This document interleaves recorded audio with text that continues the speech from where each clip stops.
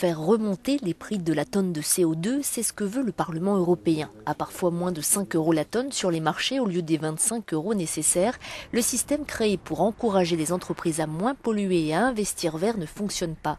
Les eurodéputés ont décidé de geler les enchères de certains droits à polluer, objectif faire remonter les prix. Il n'y a pas d'alternative au système d'échange de quotas de CO2. La taxe carbone, par exemple, ce n'est pas une si bonne idée parce qu'au final, vous aurez 27 taxes différentes. Voyez tout le débat sur la taxe sur les transactions financières. Seuls 11 pays l'ont introduite. Faire payer la production de dioxyde de carbone est l'un des piliers de la stratégie européenne de lutte contre le changement climatique.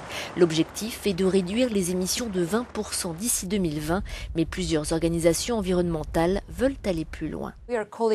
Nous appelons les décideurs politiques à porter l'objectif de réduction des émissions de CO2 à 30% d'ici à 2020.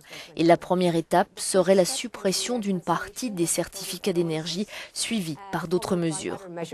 D'autres pays envisagent la mise en place de systèmes d'échange d'émissions, raison de plus pour l'Europe de rééquilibrer le système et maintenir son leadership dans sa lutte pour l'environnement.